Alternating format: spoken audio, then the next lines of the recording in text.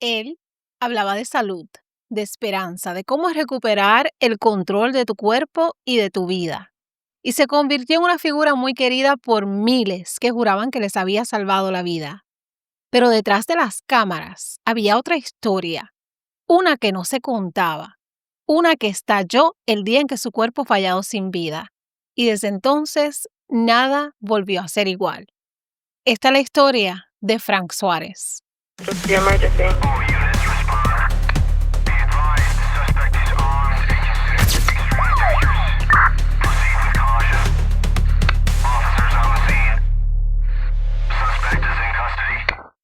Hola mi gente, bienvenidos a su canal Delitos de Sangre. Yo soy Magali, gracias por acompañarme durante este nuevo episodio.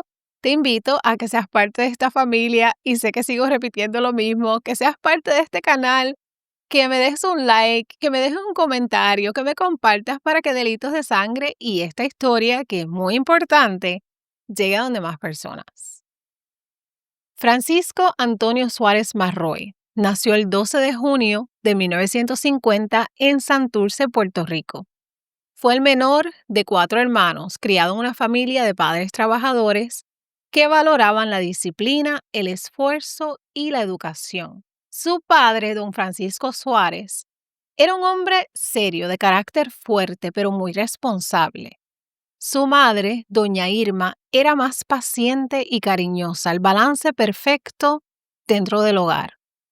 Desde pequeño, Frank fue un niño curioso, hacía preguntas todo el tiempo, desarmaba cosas, observaba cómo funcionaban y buscaba explicaciones para todo. No era un niño inquieto físicamente, pero su mente nunca descansaba. Mientras otros niños soñaban con ser astronautas o peloteros, él se obsesionaba con el cuerpo humano. Le fascinaban los documentales, las enciclopedias, los programas educativos. Y aunque en ese momento no lo sabía, esa curiosidad marcaría el rumbo de toda su vida. Estudió en escuelas públicas en la isla de Puerto Rico, destacándose por su habilidad para expresarse y por su capacidad para simplificar conceptos complejos. Tenía una habilidad natural para comunicar, explicar y para conectar con la gente. Desde pequeño, Frank cargó uno de los bultos o mochilas, como le quieran decir, más pesadas que puede llevar un niño: el rechazo. Frank Suárez fue un niño con sobrepeso, y no cualquier sobrepeso, sino uno que lo marcó. La mirada de burlas en la escuela, los apodos hirientes, las risas a sus espaldas o peor aún, en su cara. Era ese tipo de niño que los otros niños no escogían para los juegos, el que se quedaba último en la fila y el que aprendió muy temprano lo que era sentirse diferente, no por quién era, sino por cómo los demás lo veían. Y eso lo dejó con cicatrices. Cicatrices que no sangran, pero que pesan. Porque cuando creces escuchando que tu cuerpo no es suficiente, terminas creyendo que tú tampoco lo eres. Y ahí comienza una lucha silenciosa, una que marcaría toda su vida. Frank entró a la adultez con una carga que muchos conocen, pero pocos entienden. El peso no solo de su cuerpo, sino de una vida que empezaba a volverse insostenible. Años más tarde lo contaría todo sin filtro, de cómo su salud se deterioró. Pesaba más de 300 libras, tenía ansiedad constante, insomnio severo, depresión, fatiga crónica, una lista de síntomas que parecían no tener solución, y de los años oscuros, en los que sintió que había perdido el control de su mente y de su cuerpo. Frank visitó muchos médicos y todos, aunque bien intencionados, le daban respuestas que no sanaban. Medicamentos para dormir, pastillas para la ansiedad, dietas que duraban semanas, pero su cuerpo seguía gritándole que algo andaba mal. Frank tiene una historia de vida difícil.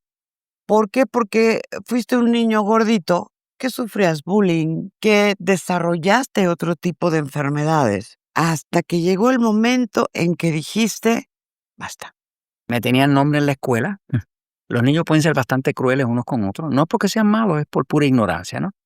Traté todas las dietas y de hecho todas las dietas me bajaban de peso. El problema no era bajar de peso, era que hacía mucho esfuerzo, pasaba hambre, bajaba 10 kilos y al poco tiempo rebotaba y ganaba 15 para atrás. Fue ahí, en medio del cansancio y el desespero, cuando Frank hizo lo que pocos hacen. Dejó de buscar afuera y empezó a buscar adentro. Comenzó a estudiar el sistema endocrino, el metabolismo, la nutrición funcional, y poco a poco fue entendiendo que lo que le pasaba no era una sentencia, sino más bien un desequilibrio. Y lo más importante era que podía corregirse. Y desde ahí, Frank se obsesionó. Leía, experimentaba, tomaba notas, se medía, cambiaba hábitos, analizaba su cuerpo como si fuera un laboratorio viviente. Y poco a poco, su salud comenzó a mejorar. Bajó 60 libras de peso, volvió a dormir, la energía regresó y con ella, una certeza. Si yo pude lograr esto sin medicina tradicional, otros también pueden lograrlo. Frank no se conformó con sentirse mejor. Ahora que tenía las herramientas, quería compartirlas con el mundo. Y así fue como en el año 2005 decidió poner en palabras todo lo que había aprendido en carne propia. Y el resultado fue un libro que cambiaría su vida y la de muchos otros. El poder del metabolismo.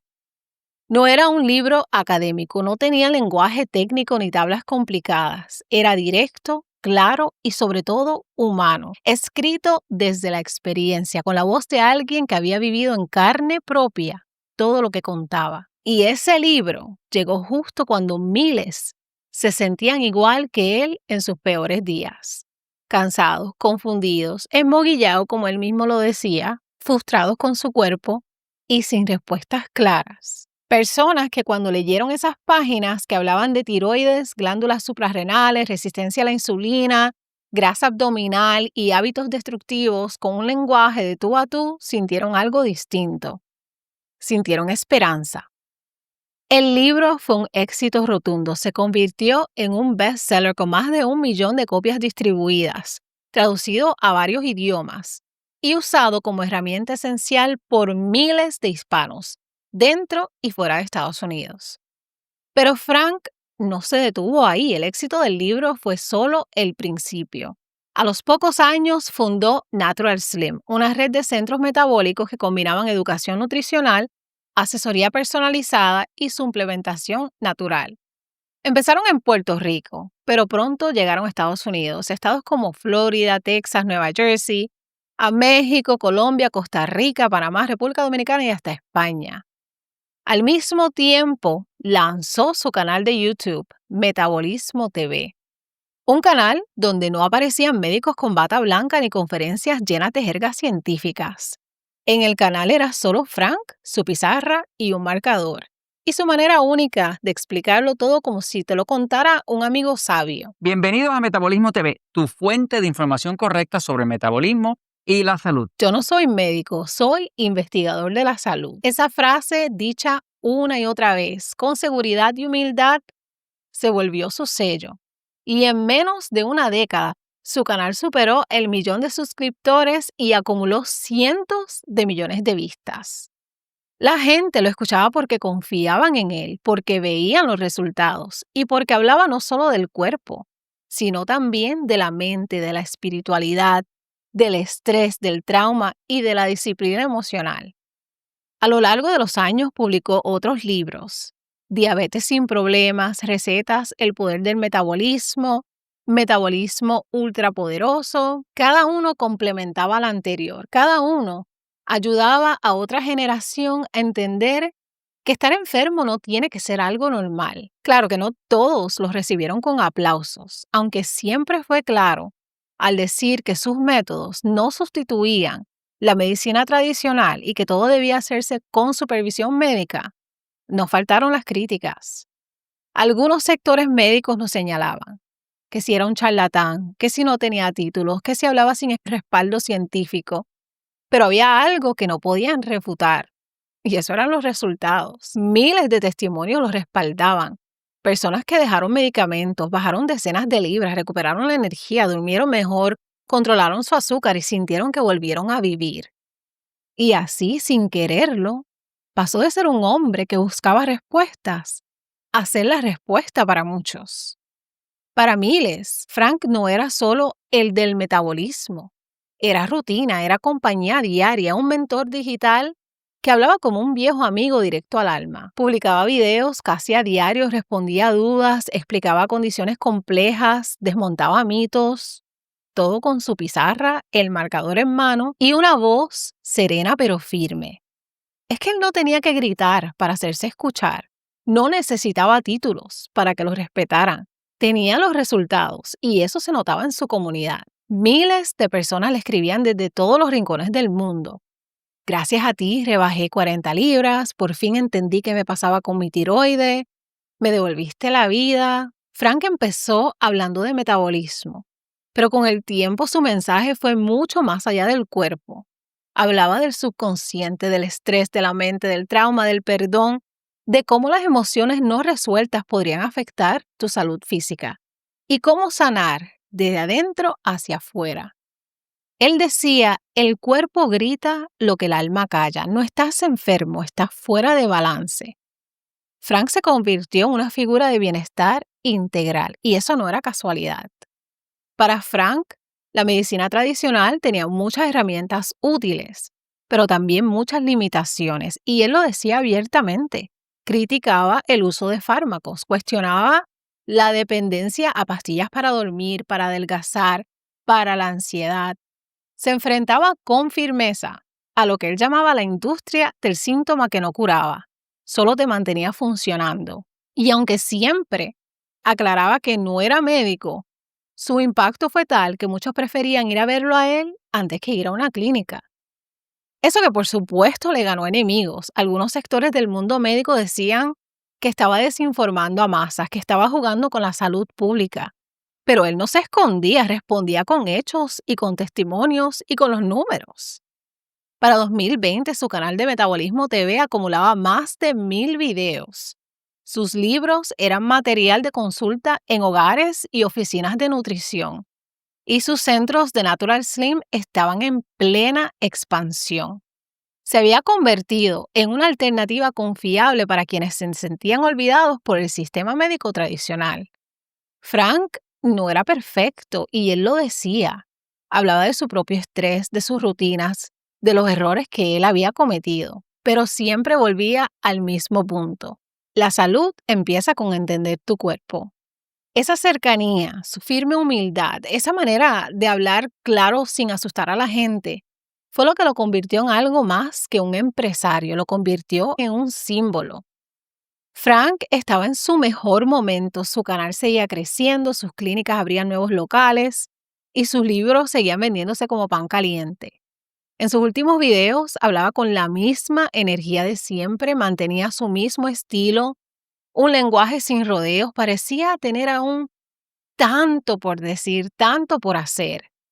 Y aunque a veces se notaba cansado, seguía ahí, con la convicción de que su misión todavía no ha terminado. El miércoles 23 de febrero de 2021, a simple vista, era un día normal. Ese día, como tantos otros, Frank Suárez publicó un nuevo video en su canal de YouTube Metabolismo TV. El título parecía uno más dentro de su catálogo educativo. ¿Por qué me cuido para que el metabolismo no se dañe? El video, que duró un poco más de 6 minutos, no era ni su video más largo ni el más visto, pero tenía algo muy importante. Y es que era su último. En el video, Frank aparecía como siempre, tranquilo, claro y enfocado. Hablaba de hábitos, de cuidar la alimentación, de respetar el descanso, de mantener el cuerpo alineado con la mente. Nada en su tono, su mirada, su mensaje, absolutamente nada sugería que estaría a punto de irse. No hubo despedida, no se veía triste, no había ni una pausa que hiciera pensar en lo que vendría después. Al contrario, se mostraba activo, comprometido, como si el camino apenas comenzara. Y eso fue quizás lo que más desconcertó a todos los que lo admiraban, porque apenas 24 horas después, todo se detendría. El jueves 25 de febrero de 2021, Puerto Rico despertó con su rutina habitual, con el calor del Caribe, el tráfico, los cafés y los titulares del día. Nadie imaginaba lo que estaba a punto de romper la calma. A las 11:45 de la mañana, una llamada al 911 sacudió los radios de emergencia. Un cuerpo había sido encontrado en el pavimento frente al condominio Plaza Stella, un edificio de lujo ubicado en la calle Wilson del condado, una de las zonas más exclusivas, tranquilas y vigiladas del área metropolitana. La persona no tenía signos vitales, había caído o se había lanzado desde un 9º piso. El impacto había sido inmediato, fatal y devastador. Cuando los paramédicos llegaron, ya no había nada que ellos pudieran hacer para salvar a la persona. Minutos más tarde, los agentes de la unidad de homicidio del CIC de San Juan, acompañados de peritos forenses, entraron al edificio, tomaron fotografías, revisaron cámaras de seguridad, entrevistaron al guardia y confirmaron algo que paralizó a todo el país. La víctima era Frank Suárez. Según las autoridades, no había signos de violencia. Todo apuntaba a una muerte autoinfligida, dijeron brevemente. Caso cerrado. Pero para su comunidad, eso no bastaba. El cuerpo fue trasladado de inmediato al Instituto de Ciencias Forenses. Pero desde el primer momento hubo algo que no cuadraba. No se reveló quién fue el doctor forense a cargo. No se publicó el informe clínico oficial. No se ofrecieron detalles técnicos. En el condominio nadie escuchó gritos, no hubo testigos presenciales y el guardia no reportó ningún disturbio. Las cámaras internas fueron revisadas, pero nunca se divulgaron las grabaciones y hasta el día de hoy, el reporte completo de la autopsia nunca se ha hecho público. Solo hubo silencio. Un silencio que desde entonces ha sido más ruidoso que cualquier explicación oficial. La noticia se regó como fuego en pasto seco. En minutos, las redes se inundaron de incredulidad. Frank Suárez, ¿estás seguro? ¿Cómo es posible? ¿Están seguros? Pero sí era. Medios como Noticentro, Guapa TV y El Nuevo Día confirmaron la información. Poco a poco, los portales internacionales replicaron la noticia. La comunidad latina de bienestar y salud entró en shock. Ese día no hubo un comunicado oficial de su familia, nadie dio la cara, nadie explicó nada, solo hubo una petición breve: respeto, espacio y privacidad. Mientras la familia pedía respeto, el pueblo rompía en palabras, con testimonios, agradecimientos, mensajes desde Puerto Rico, México, Colombia y todos los rincones donde su voz había llegado. Empezaron a dejar comentarios, testimonios y tributos digitales, historias como: gracias a él bajé 40 libras y recuperé mi salud. Cuando nadie me creía, él me explicó que no estaba loca, que mi cuerpo solo estaba fuera de balance. Pero junto al agradecimiento también llegaron dudas.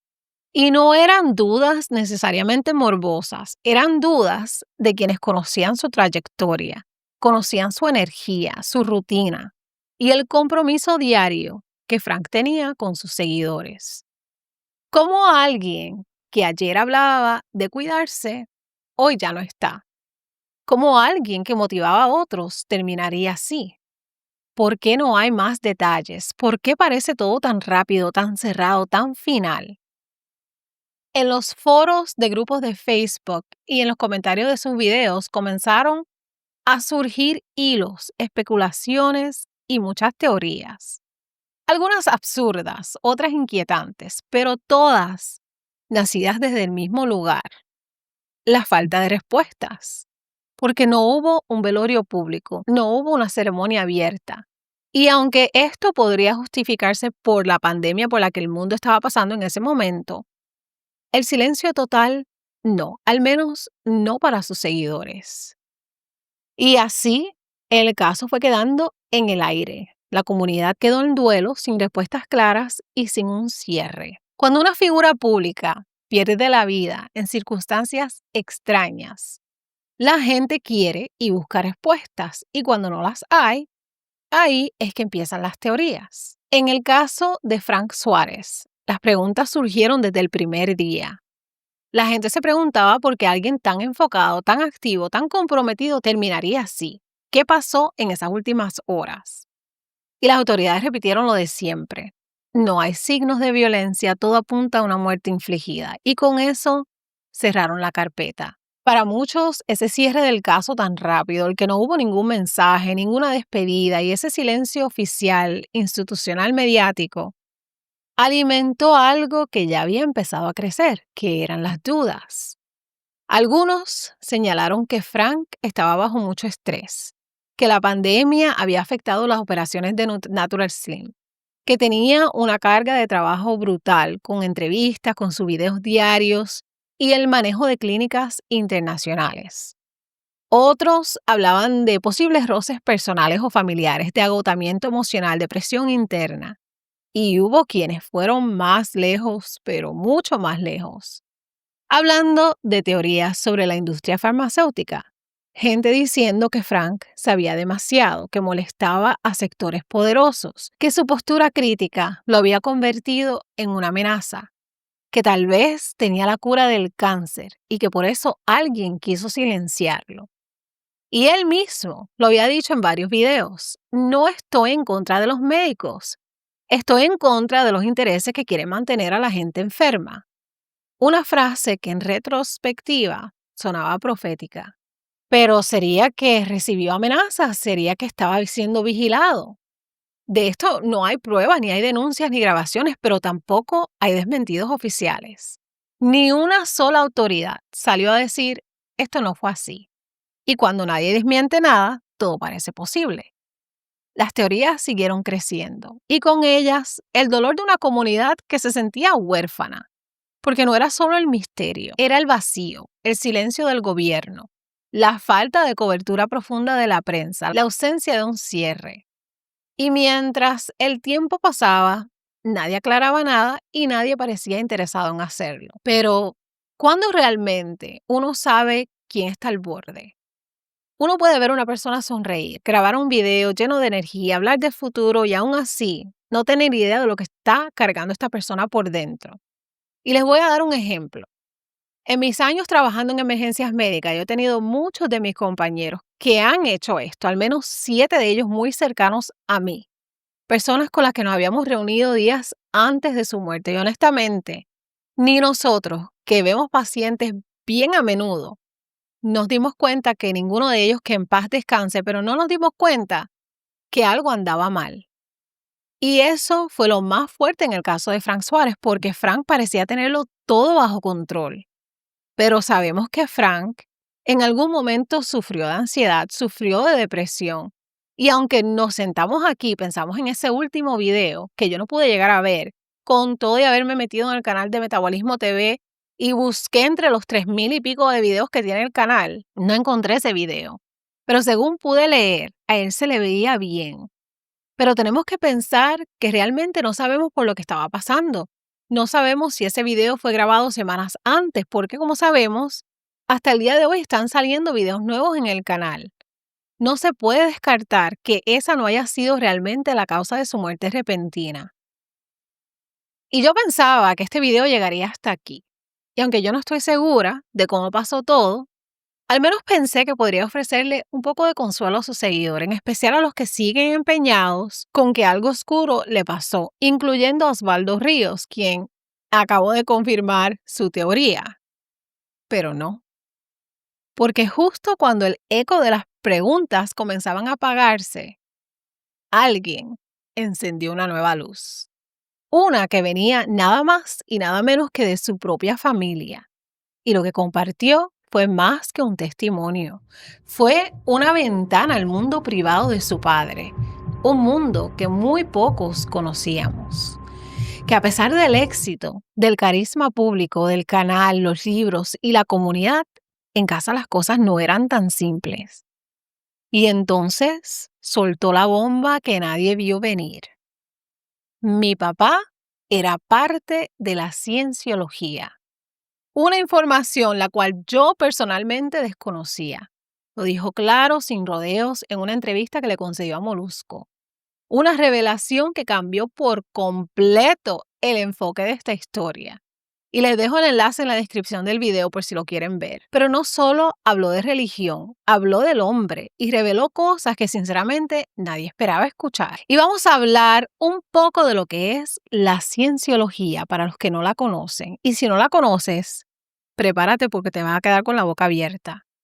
No es una rama de ciencia, no es una religión tradicional, no es una filosofía New Age, es otra cosa.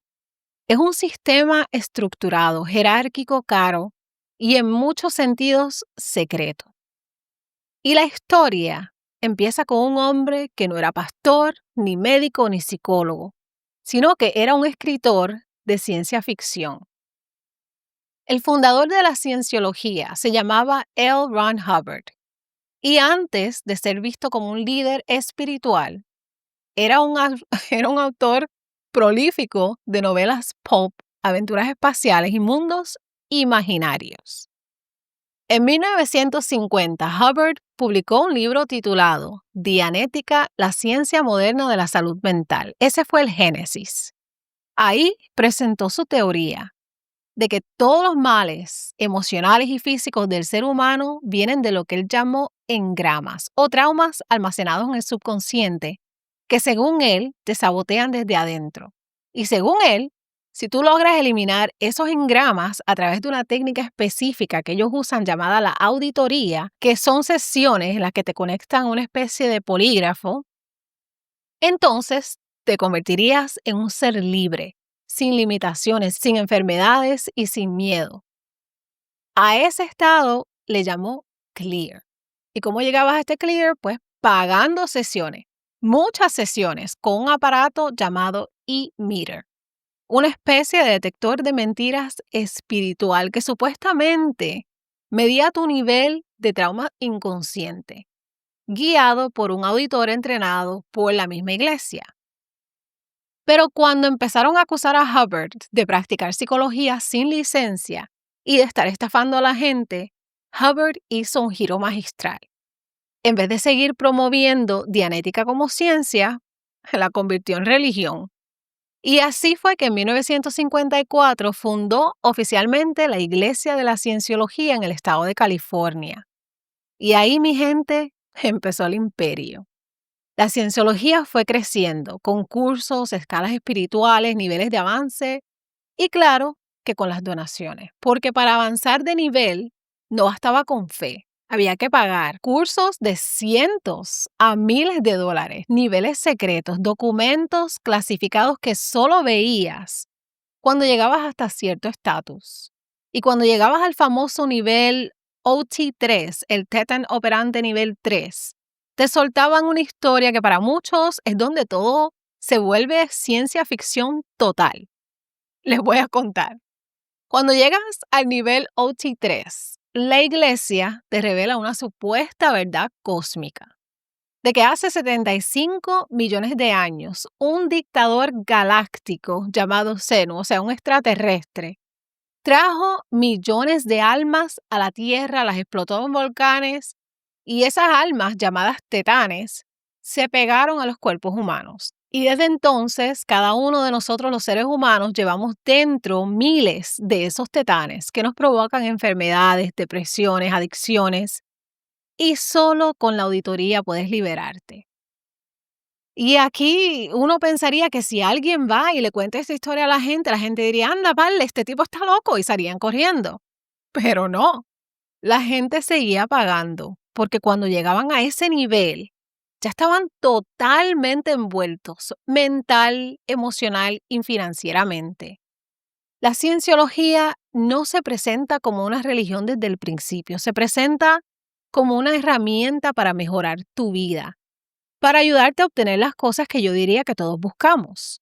Tener más energía, mejorar nuestra autoestima, tener más control sobre nuestras emociones.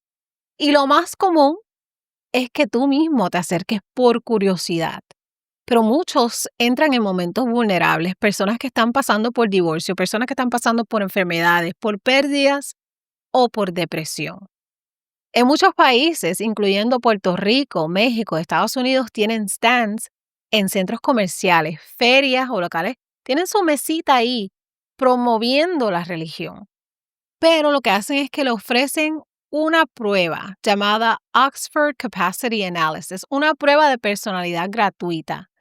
Es un examen donde te hacen 200 preguntas que te miden cosas como tu estabilidad emocional, tu confianza en ti mismo, tu nivel de felicidad, tu control sobre tu vida, y de ahí te enganchan. El resultado siempre tiene el mismo final. Algo mal anda contigo y solo ellos te pueden ayudar.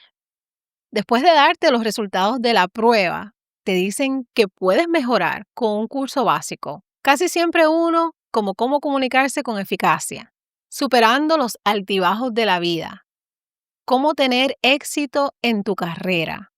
Cuestan desde $20 hasta $100, parecen accesibles y son en sus centros donde ya entras en su ambiente. Después del curso, te dicen que la raíz de tus problemas son engramas, traumas subconscientes y que para eliminar esto necesitas ese examen de la auditoría. Y estas preguntas que te hacen son preguntas profundas profesionales. No puedes mentir, no puedes esconder tus emociones, te van llevando a recuerdos dolorosos y todo queda registrado. La estructura está diseñada para que te aísles de los supresivos, porque así le llaman a las personas que critican la iglesia y te lavan el cerebro para que solo confíes en ellos. Pero una vez que estás adentro, te exigen lealtad total. Si hablas mal, te cortan. Si desobedeces, te castigan. Y si te escapas, te persiguen. Literalmente hay miles de denuncias de acoso, intimidación, destrucción de reputación y amenazas legales contra exmiembros. Pero hay también muchos rostros bien conocidos en la cienciología, como Tom Cruise, quien quizás es el embajador más poderoso de la iglesia. John Travolta, quien su hijo murió y él nunca se apartó de la iglesia. Kirstie Alley defendió a la iglesia públicamente. Y Isaac Hayes, actor de voz de South Park, quien se fue del show cuando lo parodiaron. Pero también hay muchos que salieron y hablaron. Leah Remini, una actriz, escapó y creó un documento brutal sobre el abuso dentro. Paul Haggis, guionista de Hollywood, denunció el control mental y los abusos. La cienciología ha sido investigada por abuso psicológico y financiero, encubrimiento de delitos, separación de familias porque crean una desconexión, explotación laboral y por acoso sistemático. Y en muchos países ya no es considerada una religión, sino una secta, un culto, una organización peligrosa. Ahora, volviendo al caso de Frank y la entrevista de Francisco. Para mí, ese testimonio cambia muchas cosas y cuando uno lo escucha, cuando uno lo procesa, todo empieza a sentirse diferente. Y entonces uno entiende que a veces las historias que creemos conocer siempre tienen muchas capas. Francisco, su hijo mayor, contó que su papá no solo participaba, sino que había llegado a nivel alto dentro de la estructura de la cienciología, que invertía cantidades enormes, estamos hablando de cientos de miles de dólares, buscando eso que llaman la limpieza espiritual. Habló de tratamientos intensos, de saunas de horas, de procesos mentales largos y exigentes, y de una presión constante por superarse, por llegar a lo que ellos llaman el próximo nivel. Y según él, esa misma estructura terminó separándolos como familia. Dijo que hubo un momento en su vida en que tuvo que tomar una decisión, o se quedaba dentro del mundo de la cienciología para seguir cerca de su papá, o se alejaba para poder vivir su propia verdad. Y él eligió alejarse. En la entrevista, Francisco se quiebra. Dice que su padre ya en los últimos años ya no hablaba igual, que se le notaba el cansancio, que apenas dormía, que no era el mismo. Literalmente lo dice así, se enfermó de la cabeza. Se enfermó de la cabeza. Se enfermó de la cabeza. Y eso cambia por completo la perspectiva. Porque ahora ya no estamos hablando de solo un hombre famoso que murió de forma inesperada. Estamos hablando de un ser humano que por dentro estaba luchando una batalla muy dura, tanto espiritual como familiar y emocional. Y sí, uno podría decir, pero eso no significa que es por eso, y es verdad, eso no lo sabemos y no estamos aquí para afirmar teorías. Pero Francisco Suárez esperó años para hablar de esto. Contó muchas cosas que poca gente sabía, que durante años su relación con su papá fue extremadamente dolorosa y que su papá, aunque lo amaba profundamente, había vivido bajo presión constante, no por fama, no por dinero, sino por algo más profundo, lo que es la estructura rígida y demandante en la que se movía como miembro activo de la cienciología, y que incluso en sus decisiones de vida, de negocio y de relaciones, había una influencia marcada por esa ideología. Según Francisco, su papá buscaba purificarse, llegar a una versión superior de sí mismo, limpiarse de engramas, de memorias negativas, emociones atrapadas. Pero en ese intento de perfección, se fue distanciando de sus hijos, de sus emociones y de su propio bienestar emocional. Y en un momento ese esfuerzo por alcanzar algo más alto lo dejó solo. Cuenta que trató de acercarse muchas veces, pero se encontraba con un muro de silencio y con evasión. En la entrevista, yo diría que Francisco se ve dolido, se le nota el duelo no solo por la pérdida física, sino por todo lo que no pudieron sanar a tiempo. Dice que su papá no era un monstruo, que era un hombre brillante, amable e intenso, pero que estaba atrapado en un sistema de creencias que lo consumió. Y aunque no puede asegurar qué fue lo que pasó realmente aquel 25 de febrero, él siente en lo más profundo que su papá estaba sufriendo. Su hijo piensa, siente y casi asegura que la muerte de su papá fue autoinfligida. No culpó de nada a su padre, no señaló dedos, pero sí dejó claro que su papá no era un ser inquebrantable, que era un ser humano con sombras. Habló desde su verdad, desde ese espacio donde la figura pública y la vida familiar no siempre se alinean. Para muchos como yo, esta fue la primera vez que escuchamos esa conexión entre Frank Suárez y la cienciología. Y para mí fue como si de pronto se abriera una nueva puerta, una puerta a preguntas aún más profundas. ¿Hasta qué punto esa organización influía en su manera de vivir y de morir?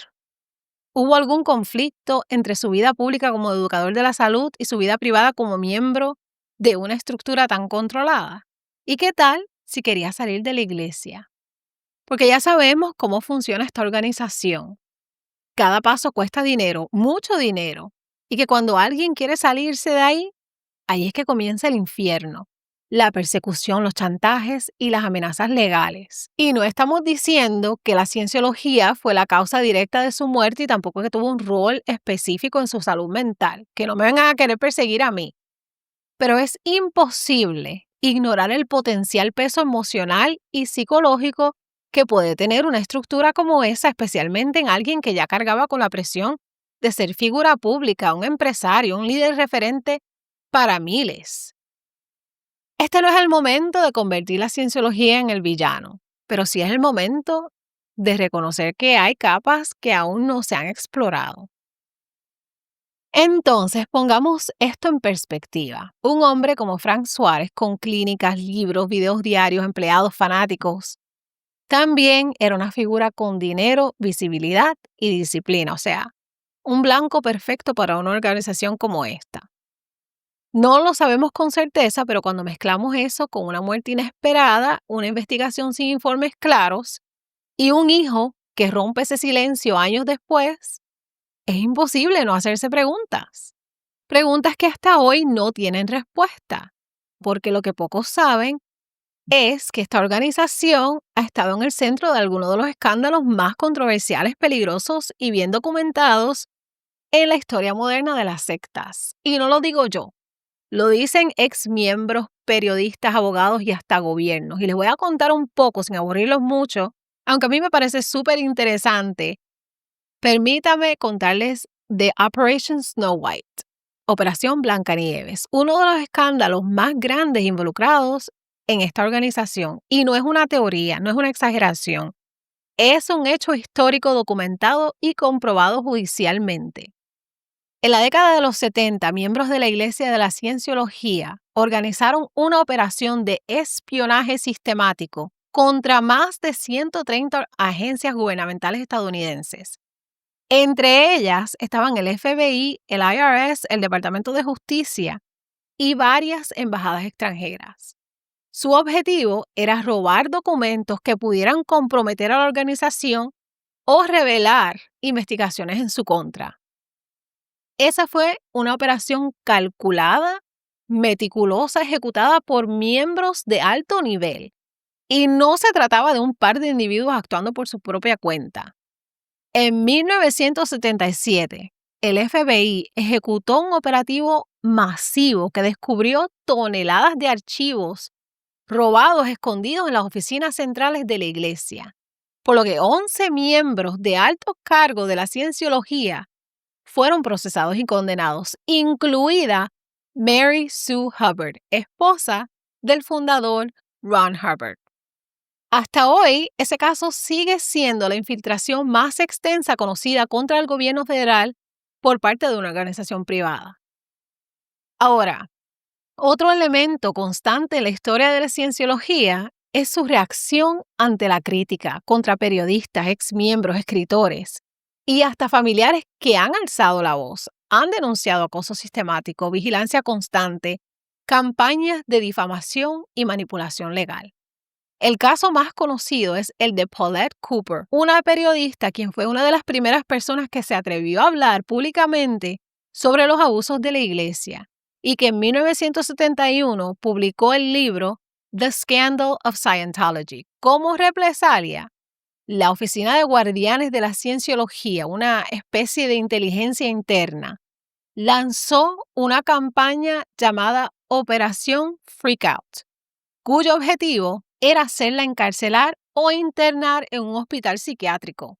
Y parte del plan incluía fabricar cartas amenazantes haciendo pasar como si Paulette las hubiera escrito y enviarlas al gobierno, y que incluían amenazas de bomba al presidente y a consulados extranjeros.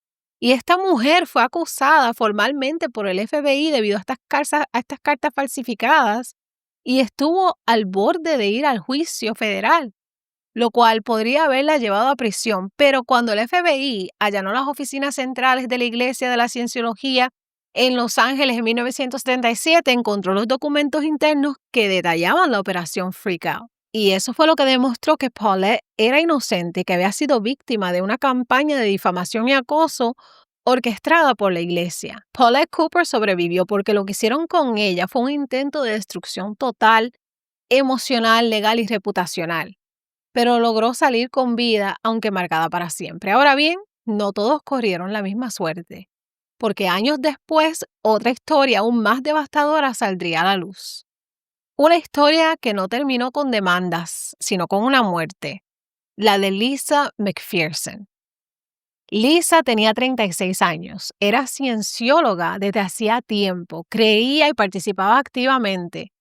Y según quienes la conocieron, era una mujer dulce y generosa, pero emocionalmente vulnerable. En noviembre de 1995, Lisa tuvo una crisis, un episodio de angustia, confesión y quizás algo más profundo. Pero este fue un episodio en el que Lisa se desnudó en plena calle después de un accidente menor de auto. La llevaron al hospital, pero sus compañeros de la iglesia intervinieron rápidamente.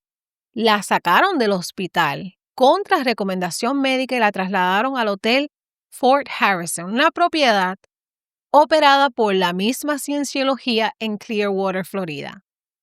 Allí la encerraron 17 días sin tratamiento profesional, sin asistencia médica certificada, solo rodeada de cienciólogos quienes afirmaban ayudarla a través de sus métodos.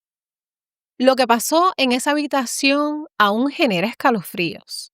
Lisa murió de deshidratación severa. Su cuerpo presentaba hematomas, picaduras de cucarachas, pérdida de peso. Y lo más fuerte es que estuvo lúcida durante días, mientras se apagaba lentamente. El forense lo describió como una negligencia total. La familia de Lisa demandó. La Fiscalía del Estado de Florida presentó cargos criminales contra la iglesia. Pero años después los cargos fueron retirados, alegando problemas técnicos con el manejo de pruebas. Nunca hubo justicia plena, y Lisa se convirtió en el símbolo más visible de lo que puede ocurrir cuando una organización decide sustituir la ciencia por el dogma. Y uno pensaría que después del caso de Lisa, la cienciología iba a bajar un poco el tono, que después de tanta exposición y polémica cambiarían las reglas, pero no. Lo que vino después fue aún más preocupante, porque cuando uno empieza a mirar hacia adentro, bien adentro, descubre que lo de Lisa no fue una excepción, fue un patrón, un sistema estructurado para silenciar, controlar y castigar. Pero hay una parte aún más siniestra dentro de la cienciología, una élite que no todo el mundo conoce. Se llama la Sea Org, the Sea Organization, esto es Sea de mar, una especie de élite dentro de la cienciología. No es un club ni un grupo de estudio, es un compromiso de por vida, literalmente, mi gente. Sus miembros firman un contrato simbólico de 1.000 millones de años. ¿Escuchaste bien? Sí, 1.000 millones, porque creen en la reencarnación y juran servir a la iglesia en esta vida y en las que vengan. Ahora bien, detrás de este simbolismo hay una estructura rígida, opresiva y cerrada. Personas que trabajan 14 a 18 horas diarias, 7 días a la semana, por sueldos que no alcanzan ni los $50 al mes, sin libertad de movimiento, sin vínculos externos, sin voz propia. Y si te quejas, y si dudas, y si intentas irte, te marcan como enemigo, como una amenaza y comienzan a destruirte desde adentro. Hay muchos miembros que aseguran haber sido forzados a interrumpir su embarazo para no interrumpir el servicio. Niños criados sin educación formal, familias separadas, personas espiadas, grabadas y desacreditadas públicamente por atreverse a hablar. Todo eso amparado por una estructura que no permite preguntas. Una red interna que funciona como una fortaleza. Porque en la cienciología, lo que pasa adentro no se discute afuera y si lo haces, te conviertes automáticamente en un suppressive person, un enemigo del sistema y en ese momento te cortan, te borran, te anulan. Todo eso sostenido por una estructura de intimidación, aislamiento y control total. Y ahí es donde volvemos a Frank Suárez. En medio de este historial oscuro y documentado, nos enteramos que Frank Suárez tuvo vínculos con la Iglesia de la Cienciología. Y esto no lo hace culpable de nada, pero le da un nuevo matiz a su historia personal. Uno que hasta este momento el público desconocía, porque cuando un ser humano exitoso, admirado y aparentemente estable toma una decisión tan drástica como la de, o al menos según la versión oficial, lo mínimo que debemos hacer es tratar de entender el entorno completo. Frank Suárez dio una entrevista que en parte a mí me pareció bastante honesta y conmovedora, aparte de querer vender su libro. Compartió lo que vivió, contó cómo su padre estuvo profundamente involucrado en la cienciología, cómo defendía sus principios y cómo incluso intentó introducirlo a ese mundo.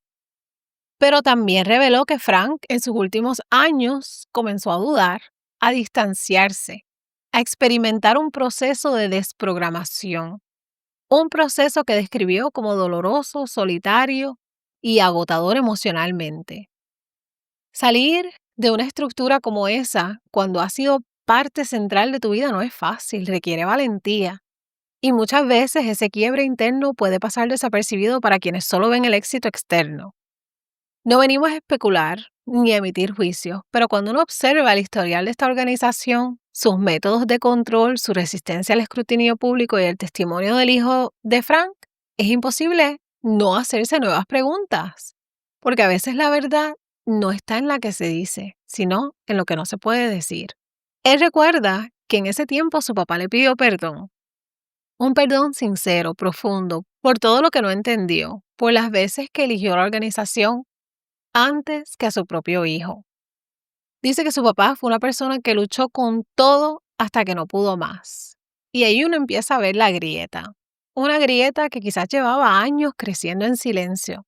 Mientras Frank seguía grabando videos, escribiendo libros, dando conferencias, pero también peleando por dentro. ¿Con qué? Con la culpa, con el agotamiento, con los fantasmas que vienen cuando uno mira hacia atrás y pregunta, ¿en qué momento me perdí?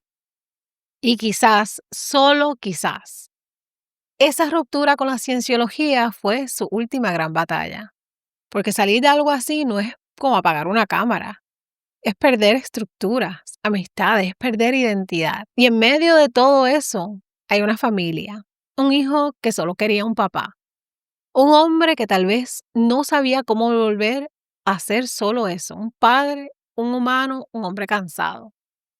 Y eso nos lleva a lo más importante, el legado, las cartas, las presiones, el pasado de la cienciología.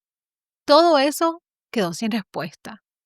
Y lo que dolía más allá del misterio era pensar que un hombre que tantas veces habló de vida, salud, equilibrio, terminara sus días en medio del caos, la duda y la desconexión. Como si la historia no hiciera justicia a lo que él fue. Un educador de salud mental murió en completo silencio emocional. Él decía que no estás enfermo, estás fuera de balance. No pudo balancearse a sí mismo. Tal vez sí, tal vez no, tal vez nunca sabremos. Pero eso no borra lo que dejó. Y su legado, aunque marcado por el misterio, es innegable, porque todavía hoy, años después de su muerte, su canal sigue sumando vistas. Sus libros se siguen vendiendo, sus frases se siguen repitiendo y sus enseñanzas siguen transformando vidas. Y eso, mi gente, no se logra con marketing, se logra con propósito. Y aunque el vacío que dejó fue enorme, su familia no permitió que su obra muriera con él. Después del 25 de febrero de 2021, cuando todo el mundo hablaba de su partida, hubo un silencio comprensible, duelo, respeto y tiempo. Pero poco a poco la familia del doctor Suárez, especialmente su esposa Elizabeth Suárez, tomó las riendas de lo que él construyó con tanto esfuerzo. El canal de YouTube Metabolismo TV siguió publicando videos. Primero fueron recopilaciones y fragmentos de grabaciones que él ya había dejado listas. Y luego, nuevos contenidos donde el equipo retomaba sus enseñanzas. Todo con respeto, sin intentar reemplazarlo, pero manteniendo su mensaje vivo. Las clínicas continuaron funcionando, el mismo modelo educativo, los mismos suplementos y sobre todo el mismo enfoque. Educar a las personas para que recuperen el control de su salud. Su esposa Elizabeth empezó a participar activamente en algunas entrevistas compartiendo parte del proceso, hablando con calma, con amor, pero también con dignidad, que conmovió a muchos. Yo voy a tratar de decir unas palabras. Como Irman, yo también era un experimento. Tú Y me eras dio- también. yo fui en su Sí, experimento sí. y me tuvo en buena salud. Conejillo de la India, ¿verdad? Sí. Yo tengo esclerosis múltiple y por mi marido yo tengo muy buena salud y pude controlar mi estado de, de esclerosis múltiple. Estoy tan emocional. No, ¿qué voy a decir de mi marido? Un hombre tan bueno, buen padre, buen hijo, buen esposo, buen ser humano. ¿Qué puedo decir?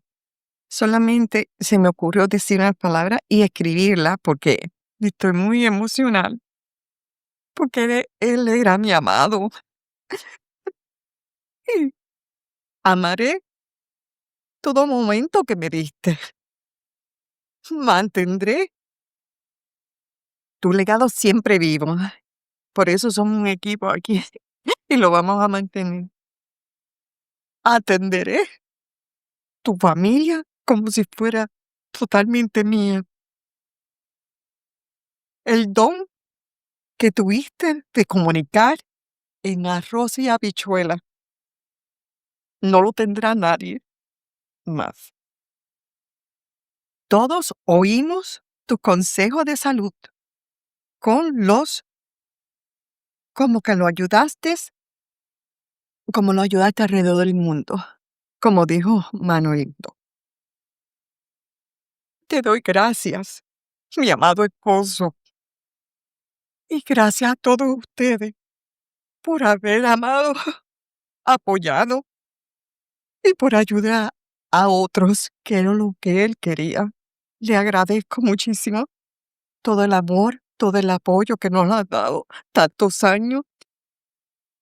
Y como dice Abita, el que ama, ha amado y amará a mi marido con su legado, nosotros también lo amaremos. Gracias a todos por estar con nosotros. Su equipo de trabajo, sus coaches, su red internacional no se desintegró, se fortaleció. Y en ese esfuerzo colectivo se vio que Frank no era solo una cara en cámara, era un líder y había dejado una estructura sólida. Y su filosofía sigue inspirando. Porque cuando alguien vive con propósito, no se va del todo. Frank Suárez era luz para muchos, era guía, era rutina, era parte del día de miles de personas que lo escuchaban mientras cocinaban, mientras manejaban, mientras trataban de recuperar su salud y su autoestima. Por eso, su muerte no fue solo una noticia, fue un golpe al corazón de una comunidad. Y sí, nos puede doler aceptar que quizás estaba atravesando algo que no vimos, o que sí vio pero no entendió, o simplemente nunca sabremos. Porque esa es la verdad que incomoda. Uno nunca sabe lo que alguien está cargando por dentro. A veces las figuras públicas se convierten en símbolos más grandes que sus propias vidas. Tú puedes salvar a miles y aún así no saber cómo salvarte a ti mismo. Y aunque no tengamos todas las respuestas sobre su muerte, sí tenemos algo firme. Un legado real, útil y necesario. Cuida tu salud, cuida tu mente y no ignores las señales de tu cuerpo. Como decía él mismo, no estás enfermo, estás fuera de balance y puedes recuperarte. Y ahora, después de esta historia tan larga, te pregunto a ti, que llegaste hasta aquí, que conociste su historia y que quizás también lo escuchaste alguna vez.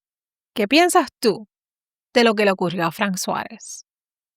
¿Crees que se nos dijo todo o sientes que hay algo más que no se ha contado?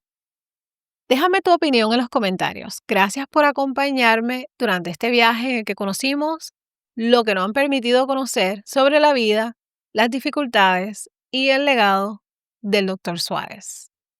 Gracias por acompañarme, mi gente. Hagan bien, sin mirar a quién. Nos vemos en el próximo episodio de Delitos de Sangre. Bye.